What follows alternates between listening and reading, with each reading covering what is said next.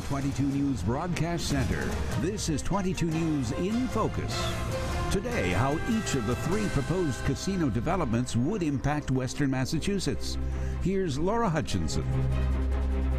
Good Sunday afternoon and welcome to 22 News in Focus. I'm Laura Hutchinson. In the past couple of weeks, there have been big developments surrounding the possibility of a casino here in Western Massachusetts. Springfield's mayor chose to negotiate a host agreement with MGM over Penn National. That's one example. In Palmer, plans were announced to develop on the property adjacent to where a Mohegan Sun Casino is proposed there. And plans are moving forward in West Springfield, where Hard Rock International wants to build a casino at the Big E. So there's a lot to talk about, and that's what we're going to do today here on 22 News in Focus. Today we're going to talk with representatives from each of these communities about their proposals and what we can expect from them in the coming weeks and months.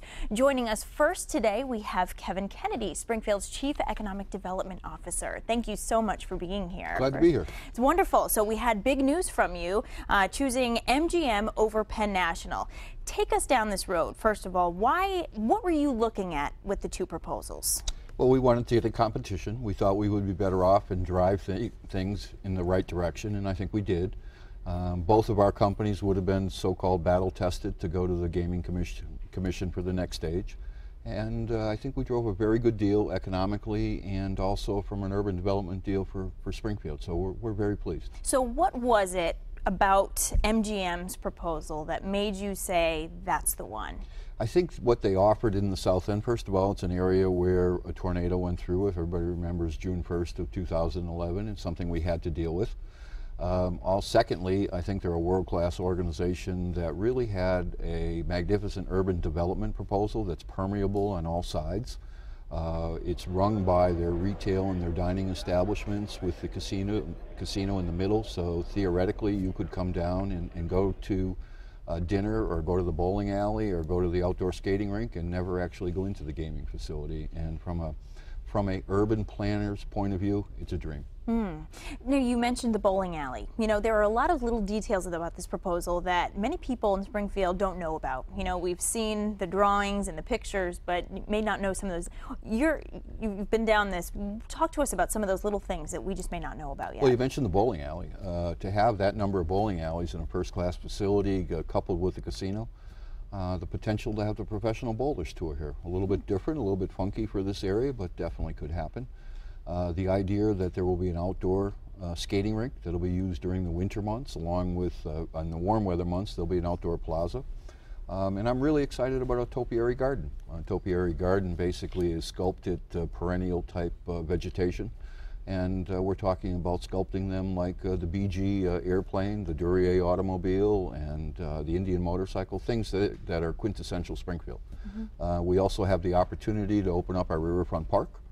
And so from the point of view, it's not just gaming. It really is economic development and urban revitalization from where we're coming from. One thing people were concerned about when this whole process started was that this was going to change what Springfield is. You know, we have really beautiful buildings in our downtown area. We have Springfield in general is a wonderful place to be. But so is this going to drastically change what we know Springfield to be today? The historic buildings, the architecture? No, I think that the scale of everything it matches Springfield's scale. It's nothing that is this big, huge development. There is a hotel tower, but the rest of the development pretty much is in scale with the surrounding buildings in downtown Springfield and the south end. So I think it's going to work really well from that point of view. Okay. Any concerns about this proposal sitting so close to 91? We've been hearing about the viaduct and the condition of that highway. This sits right there as opposed to, you know, some of the other proposals that we're seeing that are off the highway. This really depends on that highway. Do you have any concerns about that? No, I mean, we're going to have to be vigilant. We're going to have to pay attention to it. You do want to have some traffic, but you want to manage it and you want to manage it properly. But as far as the viaduct goes, I mean, we've had multiple conversations, the mayor and I, with MassDOT, and I think they're approaching it in a way, they're looking at it from a planner's perspective, they're looking at it long-term to maybe do away with the viaduct, which frankly I don't think is going to be possible. But they're investigating that, which I think is a practical way to approach it. At the same time, though, they're investigating and planning to do the logistics of closing down parts of the highway at a time, how would you manage certain parts of the highway turned down as you repair it? So it's a realistic possibility, but we need to, funding is an issue, Right. and I think they're going about it correctly. So the direct answer is it going to have some impact on traffic? Of course it is. I'm not going to deny that, but it's going to have an impact on the whole Pioneer Valley. 100,000 cars a day go up and down the Route 91 corridor, so it's going to impact everybody along the corridor. Yeah, one thing we've heard arguments about throughout this process is that this is a regional project. As you said, this is going to impact everyone in the Pioneer Valley. Are there plans to include surrounding communities into this? Let's just say MGM is chosen. Will West Springfield or any of those communities that sit so close to Springfield, will there be anything included for them in this, you think? Yeah, at the appropriate time we'll have those discussions. Our tact is going to be that we want to make friends. I mean, we want to be a regional entity. We don't want to be arguing with people about anything. Maybe expectations on some parts are a little bit higher than they should be, maybe a little bit lower in other areas. But our tact will be during the second part of the process, which is really the mass gaming RFA 2, which is after the citizens vote for or against it. That's when you start those discussions. So I think we're going to look at it in an innovative and a cooperative way. And again, we have some money in our host community agreement. It's already specified for people to see. And we certainly want to make friends. We're not looking to make enemies by any stretch. Yeah, and along the same terms, if West Springfield were to be chosen, has the city considered how that would impact Springfield? And has there actually been any conversations between the cities and towns? Sure, I sat down and met with Jim Allen, the chairman of Hard Rock, about 4 or 5 weeks ago.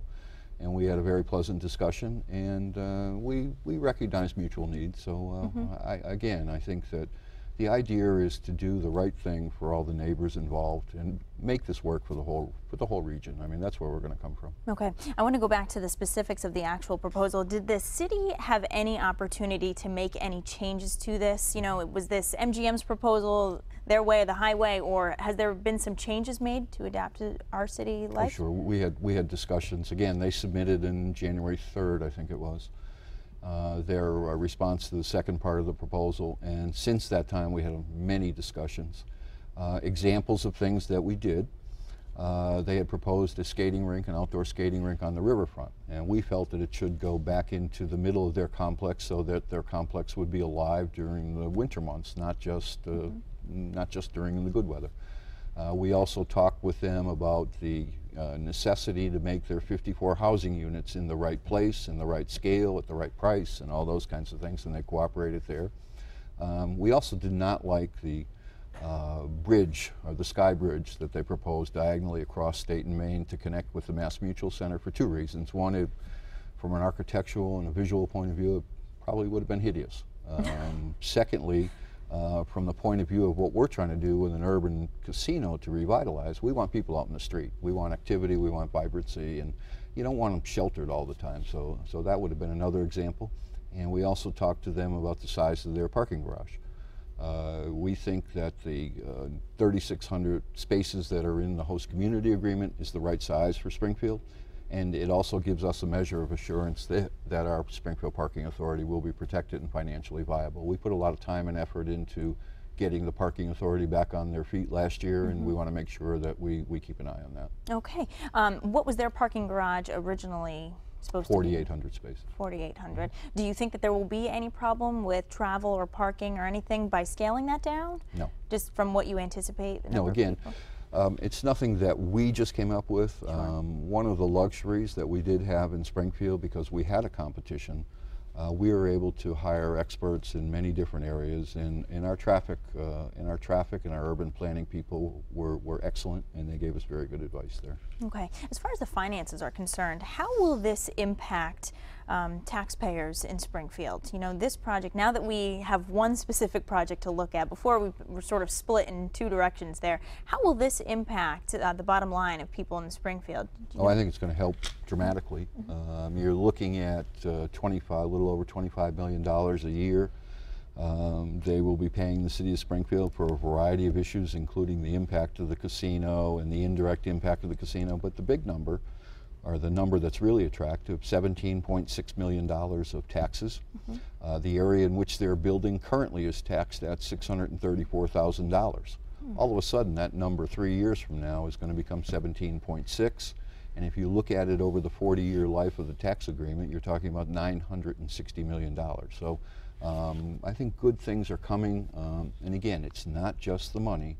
It's the vibrancy and the vitality that the urban design of this casino will bring. It's unique.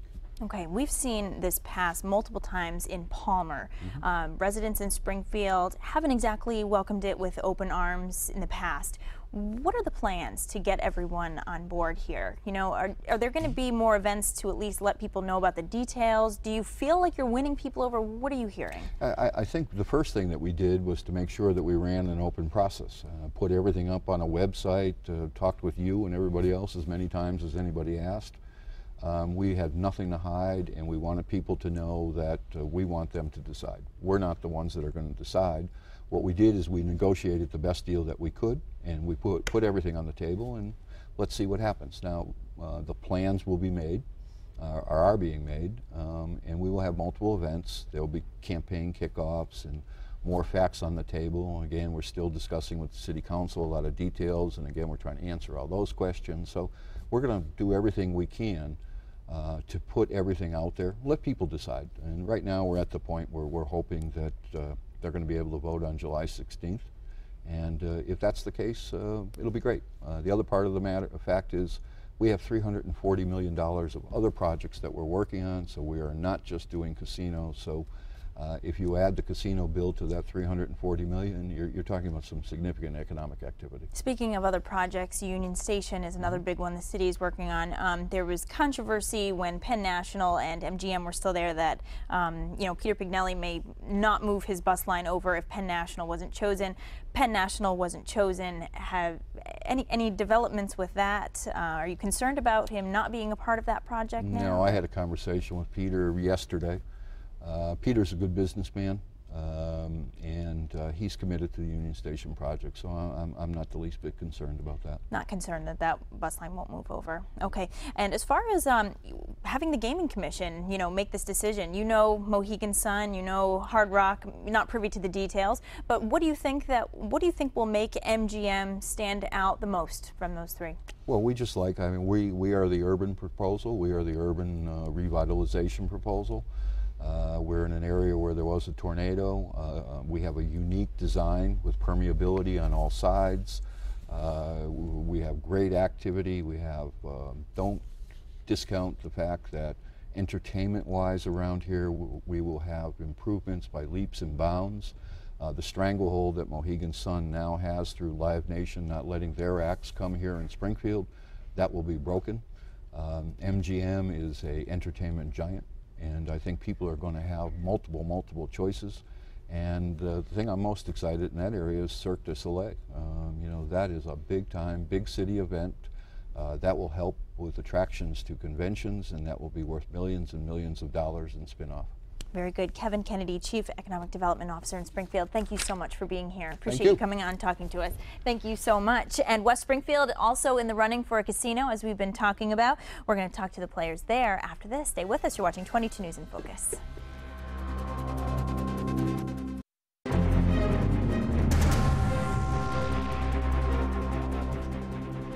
Welcome back to 22 News in Focus. Today we're talking about the casino proposals here in Western Massachusetts. We just heard from the Chief Economic Development Officer of the City of Springfield about their plans across the river. West Springfield is also in the running for a casino. Joining us now, we have Tim Mayland, President of Hard Rock New England, and Gene Cassidy, President and CEO of the Eastern States Exposition. Thank you both so much for being here. Thank you for having us. Welcome to your new title as well. Thank you. How has this been for you? This is tell us about that. It's been a whirlwind, lots of information to consume in a few weeks, but I believe this is a great project for the community, and I'm happy to be here to be able to explain it.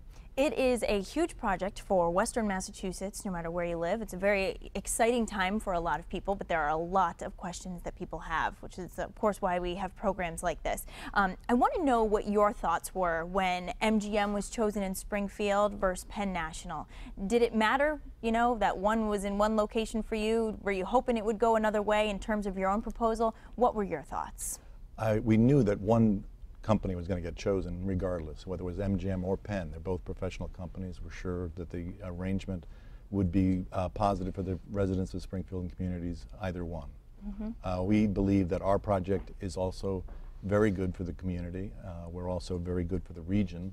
We believe we're coming to the community with the right attitude, bringing entertainment, bringing a partnership with the ESE, with the Big E, I should say, right? And our partnership is strong. We think we can work together, and I think it's going to be good for the community. Okay, I was out talking to the residents of West Springfield recently. We conducted a poll, and I'll get to that in a minute. But one thing I heard a lot from people who had questions about this casino really were focused on the Big E and the fair and what it means to them, their community, the fabric of, this is just something they've been doing for years, generations, and they're concerned about that. So I think we do really need to talk about that. Well, it's a great subject to cover, Laura, because it gives us an opportunity at the Eastern States to talk about how this new addition to our portfolio of entertainment can help enhance our organization and ensure that the fair itself is propagated for many years yet to come. So it's a very exciting time for us at the Eastern States. The opportunity for this development is just so enormous for the community of West Springfield, the region of Western Massachusetts and beyond. And I'm very proud that the Eastern States is able to be a part of this for all of Western Mass. So will the fair go on as it usually does? How will this change it? I think that's the question, is how will this change? We see no change in the fair whatsoever. The arrangement that we've entered into with the Hard Rock organization is to lease what is really just a dirt parking lot on our fairgrounds. The lease calls for the Hard Rock organization to replicate our ground surface parking, which they are in the process of doing. So the fair itself, the only thing that will happen is really an enhancement to the fair. I think entertainment will be positively affected for us. Entertainment's been very difficult for our organization since probably the last decade. So we'll have some great inroads. Hard Rock by far and away is the biggest name in entertainment in the resort casino business. So there's a great economy on that end.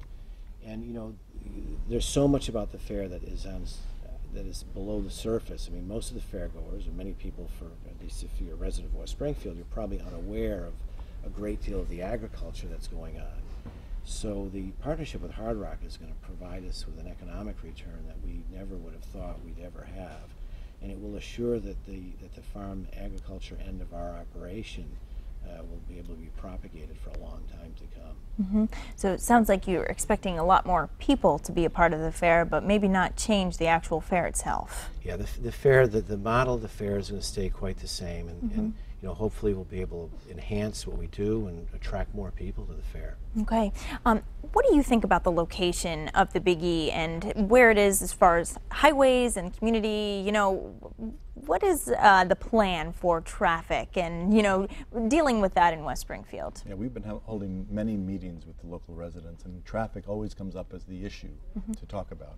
And we believe that the solution that we're presenting with completely redoing the Memorial Avenue from the circle by Memorial Bridge to the bridge over to Agawam, we believe we're going to redo the entire road, improve lanes, make it 5 lanes, turning lanes, etc. Plus we're going to have an access point from the Route 5 that we believe will facilitate traffic even during the Big E, which is only really 17 days, and even within the 17 days there's only a few days where really traffic becomes difficult. We think our traffic plan solves some of the problems there, and at least improves the Big E, but the rest of the year is going to provide for very, very big improvement in the local traffic. Your proposal compared to other ones, why do you feel like your position in Western Massachusetts is the best position? We offer a company, Hard Rock International is a worldwide company operating 177 different outlets around the world, 58 different countries. We offer a product that is fundamentally based in entertainment. We do 20,000 live shows around the world every year. We believe that with that kind of background and pedigree that we'll be able to bring, and relationships, because music and entertainment is all relationships with the entertainers. And we have partnerships with the entertainers in many, many ways. Not only just writing a check and buying the act for them to perform, but we work in partnership with them in a host of different areas of philanthropy, which the entertainers support. What details in this proposal might we not know about yet? You know, we see the position and we've sort of heard a little bit about the traffic plan, but what do we not know about this that you want people to know about this proposal? Well, I think for us it's a little bit early yet to get into some of that specifics. I think we're a few weeks away from having some major announcements, but you know, I think as we talk about traffic, the traffic engineering, the world-class engineers have been brought in by Hard Rock. What will happen on Memorial Avenue will be during fair time. It will be a metamorphosis for the exposition. It will accomplish things that no one could have imagined could be accomplished, which will help take a lot of pressure off of the businesses and the traffic on Memorial Avenue, while at the same time paying terrific regard for those existing businesses who need traffic, you know, to be successful. Yeah. So the sensitivity that I think Hard Rock and their engineering firms have shown has really been over the top. We're, you know, as the general manager of the Eastern States Exposition, I'm extraordinarily pleased, and with Tim's addition to the recipe here in West Springfield has been very, very positive. I think there's so much great news for traffic, and there's more to be told. We just might be a little bit premature as we're talking on this Sunday morning. No, okay. And the reason we say premature is that we don't have hard numbers to say this is the exact agreement with the city, or this is the exact impact of a third-party consultant that might provide us some statistics from outside. But we believe that there's going to be a big increase in revenues to the city, the ability for the city to use those revenues to improve services, help others, as well as perhaps redevelop areas and create areas that are now not tax-producing, property tax-producing parcels, but actually to redevelop the area. Okay, very good. We still have a lot more to talk about this proposal. We are going to take a short break right now. Stay with us. You're watching 22 News in Focus.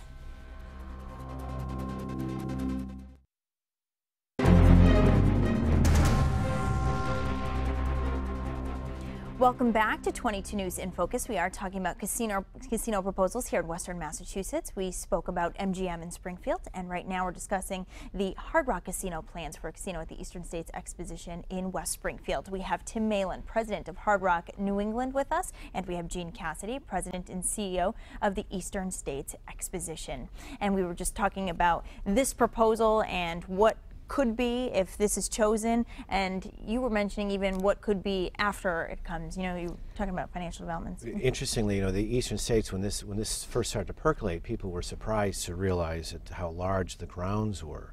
I think further, you know, people don't realize that the fairgrounds is bordered by a river and a dump, and there's a lot of unused, underused, disused commercial industrial property that has been vacant for generations on our eastern border.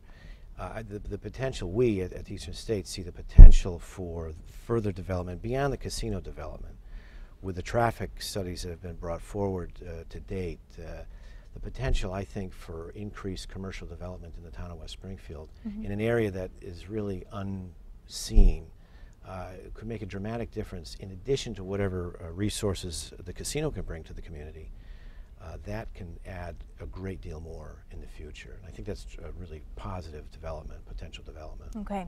What about the surrounding communities? We talk about how this is a regional project. Do you have concerns about how West Springfield would be impacted if Springfield or Palmer were chosen? Any concerns about how Agawam would be affected if West Springfield is chosen? You know, surrounding.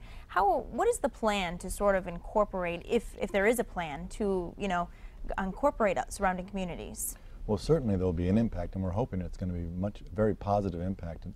We hope in the future to be working with the Eastern States, helping to sell the facilities, not beyond just the Big E. The fairgrounds and the building structures and the opportunity to sell to groups and conventions and trade shows is enormous, I believe. And I think that we look forward to working together to utilize that space great, which will bring more traffic, more hotel business, more restaurant business. We think that the surrounding communities certainly are going to have an impact, and we are in discussions with them as to working together with Six Flags or working together with trying to mediate any traffic impacts in other surrounding communities and other issues that come up with the local residents as we speak to them. Yeah, the synergies of this relationship are really very profound. Eastern States is already a terrific economic engine for the region, the largest booker of hotel rooms in the city of Springfield, for example, the largest resource for the Commonwealth and restaurant sales taxes. This synergy with Hard Rock is going to allow Eastern States to really be even that much more impactful. Now, of course, there are other areas that you talk about, other associated communities and the mitigation of perceived issues and whatnot. That'll be Hard Rock's sort of argument to make or to satisfy. But when in terms of the regionalization impact, this really puts the Big E on steroids, if you will, because the potential for further development is really quite profound. Okay, I want to talk about garnering the community support here. We conducted a poll on Election Day recently just to see if people supported it here. We talked to about 531 people. Really, the majority decided that they did not support this proposal. We did have many undecided, and I was out there physically talking to people, and there are a lot of people who said they simply don't have enough information, But do you think that you will be able to win enough voters to pass this? This is the voters have to ultimately approve this. I'm confident that once the residents learn the story, which is being communicated in small groups right now, we're hosting various groups and explaining the project. When we talk to the group and explain where the benefits come to the residents, most of the time, the majority is clearly in favor of the proposal.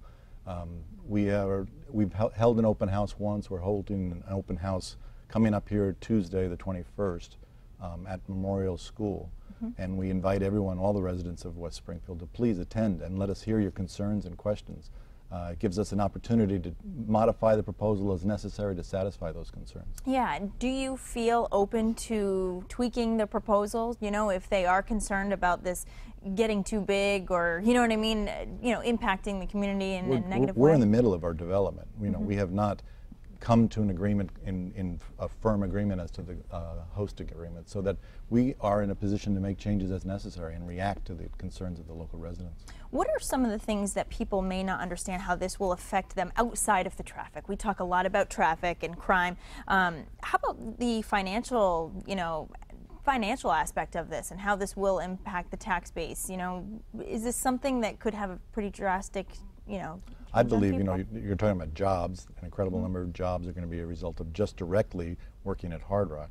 But as they come off shift, they're going to be going to restaurants and bars and entertaining themselves, buying convenience, going to convenience stores, etc. There's going to be a huge amount of business as a result of having an operation of that size in the community. While you're on the topic of jobs, do you plan on hiring people here locally first? How is that going to work? Or are we going to see a lot of people from outside moving in? No, our chairman, Jim Allen, has made a promise that when it comes to hiring, it's locals first.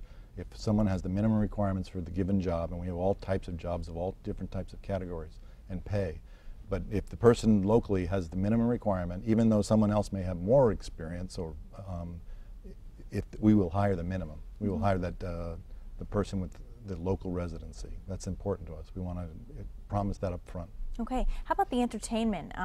We were hearing about Cirque du Soleil and all of this that will be coming in for MGM. What does Hard Rock have to offer for people who are interested in seeing people drive in from outside to go to more than just a casino? Right. Of course. We're hoping that our parcel is what our operation will be is more than just a casino. Hard Rock is more than just a casino. We're in the entertainment business. That's how we consider ourselves. Like I said before, we have 20,000 performances around the globe every year. So we are able to bring in performers of all genres. We're not just solely hard rock. We're interested in all genres of music. And we have an opportunity working together with the Eastern States and the space that they have to host concerts that are unusual. If you wanted to explain. Yeah, we're very excited about that, Laura, because when the Eastern States, as a public charity, sort of put its foot into this water to discover, if a casino were to be built in our backyard, how would it affect us? And we determined that the effect would be very negative. So we pursued the undertaking, and we connected with a partner that really, I use the expression when we rolled it out on January 11th, as a marriage made in heaven. I remember that. And it really is. I mean, if ever an organization like ours could be married to an organization like Tim's, their mission statement is love all, serve all. It's very emotional. It's very public service oriented. Really, theirs was the best partnership for us. The polling that we did said that Hard Rock was thought of first as a cafe, as a music memorabilia brand. Sure. By the time people checked box number 4 or 5, they thought of casino, and some of them didn't at all. So, they're far less casino and far more resort entertainment. So for us in our constituency throughout New England, our leadership, certainly it was very important. This combination is very important, and I think that, again, as an entertainment brand, really it fits perfectly with what we do. Right, and I do think that people do want more specific information. You talked about that meeting on the 21st at the school. Yes. How soon will we have all the specifics then, or how soon before you think we'll have a lot more specifics? Well, the community host agreement is probably what people are waiting for. They have an opportunity to see the MGM proposal now. It's online, as well as others that might come online in the Commonwealth. But that is a starting point. We have to understand that eventually we're going to be competing with the Massachusetts Gaming Commission to be selected.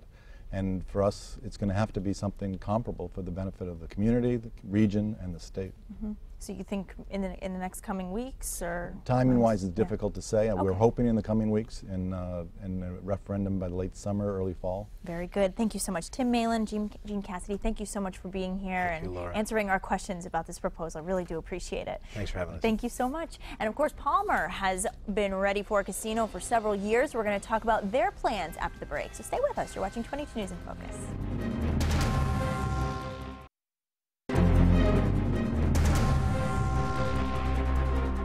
Welcome back to 22 News in Focus. Today we're talking about casino proposals here in Western Massachusetts. We've discussed plans for Springfield and West Springfield, and now let's talk about the possibility of a casino in Palmer. We've talked about it for years, right? Joining me now, we have Stephen Spellman of Egan Flanagan and Cohen, who represents Northeast Realty Associates, owners of the Mohegan Sun Palmer site. And we have Paul Burns with us, Palmer Town Councilor. Thank you so much for being here. This is the proposal that we've talked about for years. I just have to ask first, Paul, what are you thinking now that we have a solid proposal at MGM, we have a solid proposal in West Springfield, and Mohegan Sun is still hanging strong. What has this been like for you? Well, it's been a bit of a roller coaster, but I think, as you go through this process, I think we're clearly well positioned to obtain the license. And I think, unlike the other two sites, we have benefits that are incredibly unique to the Palmer location. We're a rural location, we can be a destination where we have ample room to expand and to expand beyond the site in terms of ancillary development and encourage economic development in a corridor from Springfield to Worcester, which simply isn't going to happen with any other casino in the state. So I think we're well positioned. I think we offer the strongest economic development opportunities, and I know Steve is going to talk somewhat about Northeast proposals, but I think that just clearly demonstrates the ability of the Palmer site to piggyback on top of the casino in a way that no one else can. And I think on top of the Northeast site, I think you'll see other proposals if this comes to Palmer. And I think that, ultimately our footprint could be well over $1 billion, maybe $1.5 billion in terms of other development that will come and support this casino. Yeah, I want to talk about this development because that was the big news this week. Was that this? So talk to us about what this is exactly, what you have planned. Well, we've got a two-phase proposal and a plan for development. And as we announced this week, Northeast, along with Cardinal Investments Group, has already started some development right off the Turnpike exit in Palmer, where we've got development that will, we hope, have a hotel, sit-down restaurant, retail, perhaps some office space, and that's going to go in there whether there's a casino in Palmer or not, although we're really hoping that we'll get it. We think Mohegan Sun's got a great proposal. But what it shows is that the lenders and investors have confidence in Palmer, and they've got confidence in the Palmer proposal.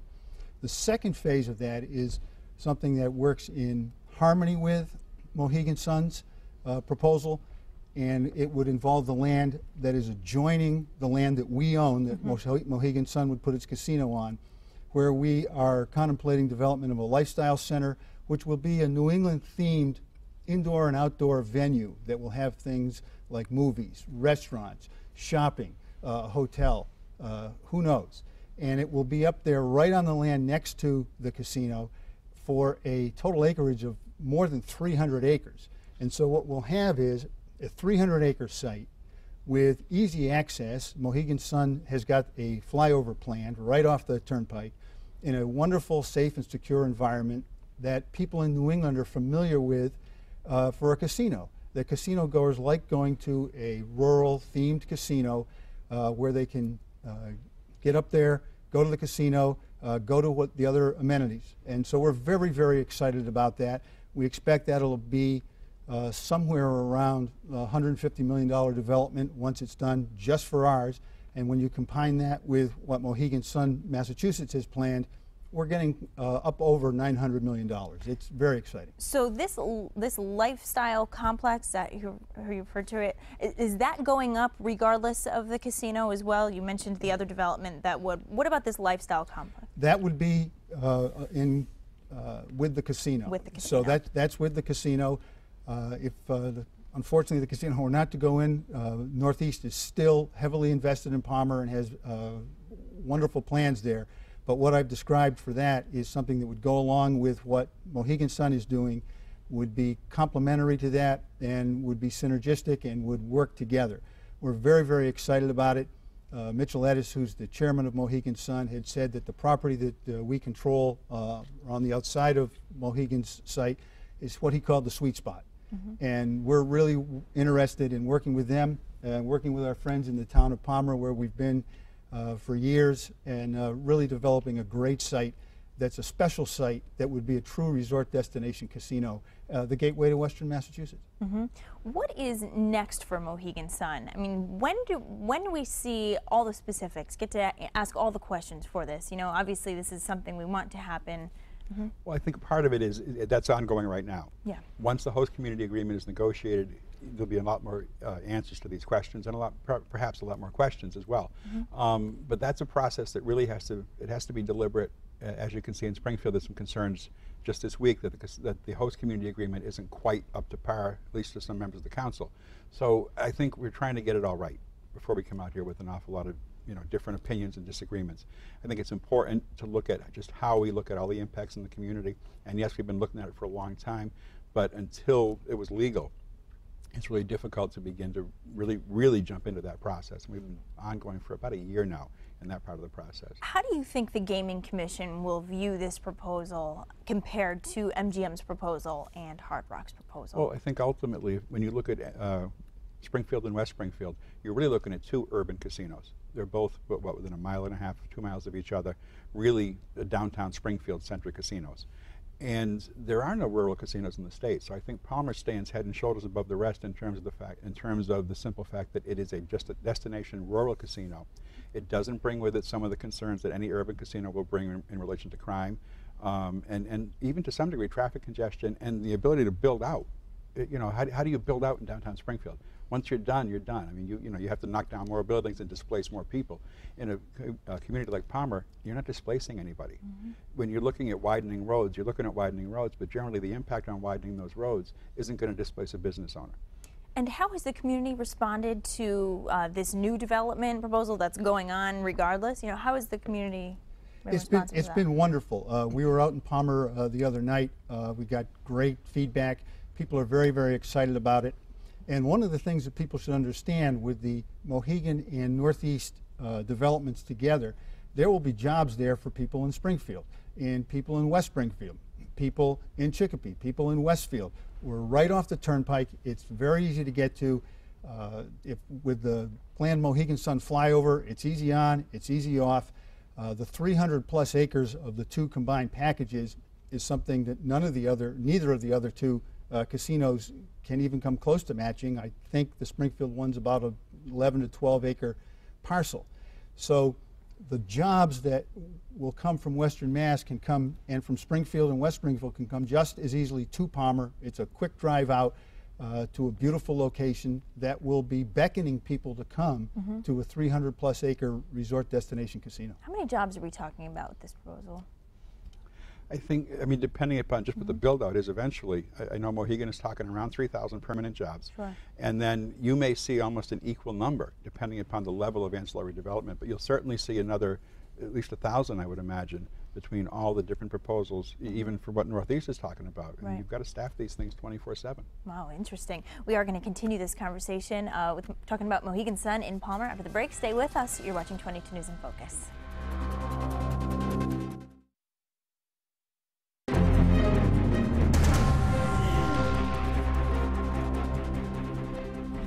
Welcome back to 22 News in Focus. Continuing our casino conversations today, we have Stephen Speltman of Egan, Flanagan & Cohen, who represents Northeast Realty Associates, owners of Mohegan Sun Palmer site. And we also have Paul Burns, Palmer Town Councilor, joining us, talking about this proposal that we've been talking about for years and years and years. We are learning more about it now, which is great. Talk to me about where people, has there been any research done about where people will be coming from if they were to go to the Palmer site? There are three very different locations here. You know, Palmer being the one that's definitely further away from the Springfield area. So has there been any research done as to where people would be interested in coming from to go to Palmer? Well, I can tell you that about 18 months ago, we did a survey that looked at people from the 4 western counties in Massachusetts who had been to a casino before. And of those people, a vast majority preferred going to a casino in Palmer over going to a casino in Springfield. So that's very heartening for us. Wait, was this before the MGM Penn National proposals? So were they out right now? 18 months ago? 18 months ago, I think, would have been certainly before. I think MGM, I think Mr. Murren, the chairman of MGM, was still saying he was very interested in Brimfield and that he wanted people to come to a wonderful New England style resort casino in Brimfield out in the woods, which is what we've got in Palmer.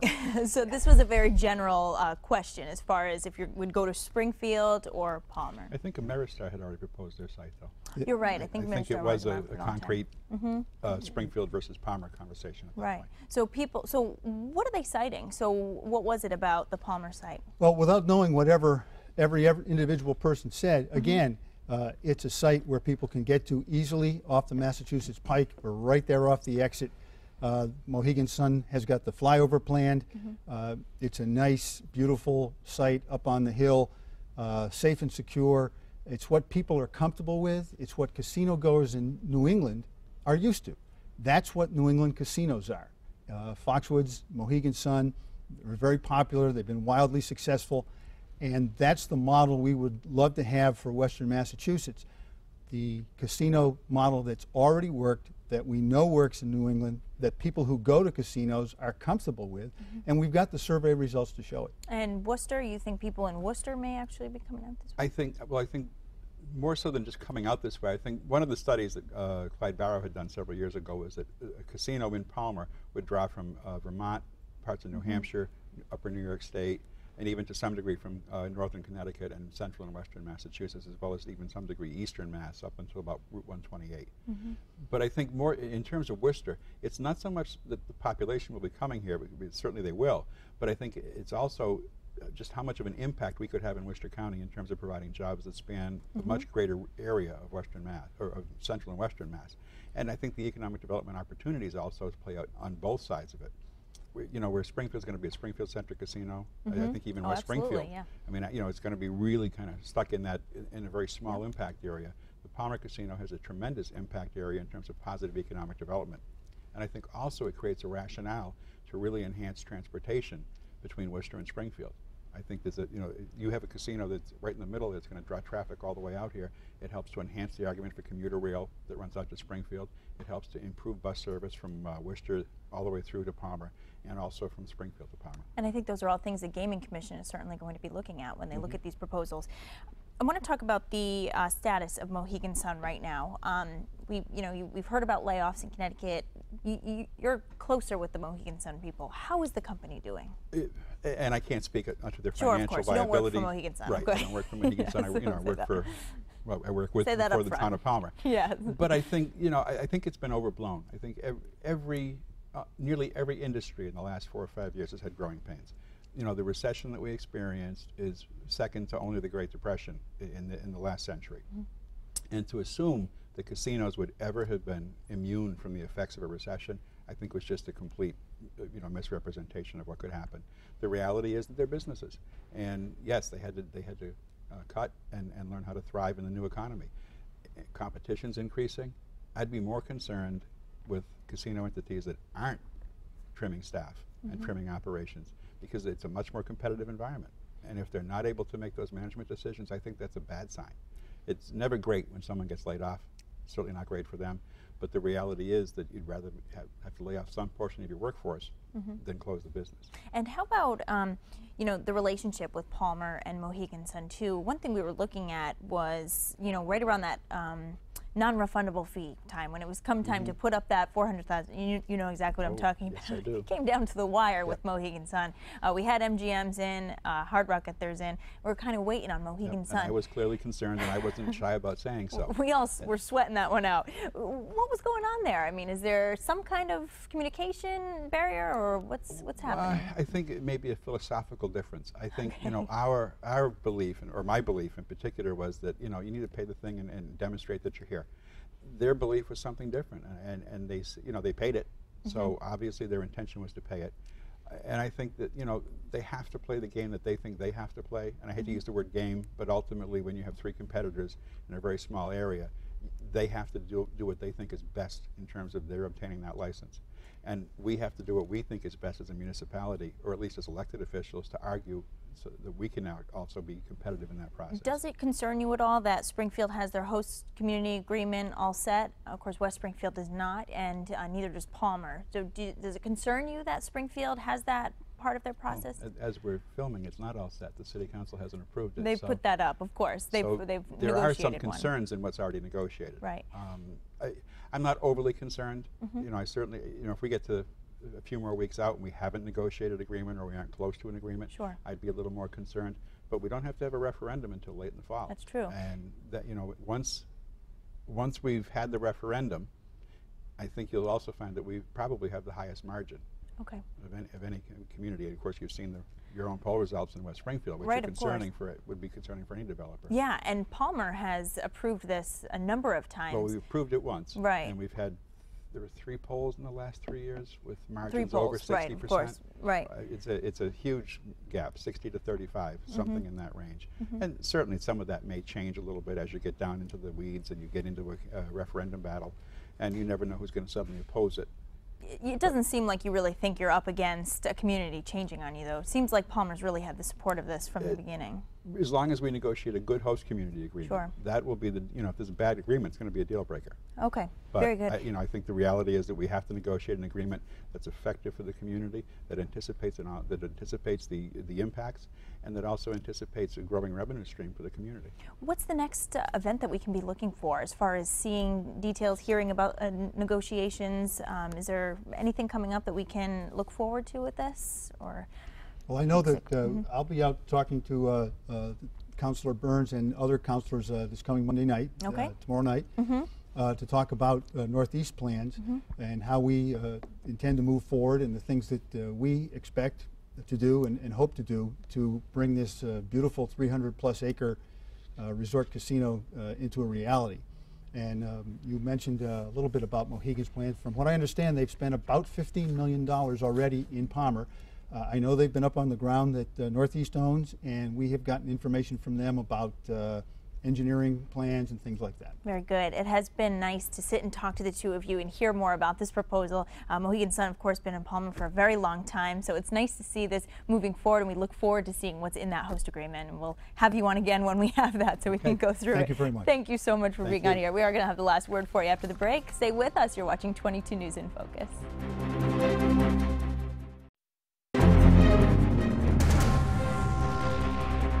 Welcome back to 22 News in Focus. We have been talking about the casino proposals here in Western Massachusetts. That is our program for today. If you've missed any of it, you can watch it in full on our website at wwlp.com. From all of us here at 22 News, we wish you a wonderful Sunday. Take care.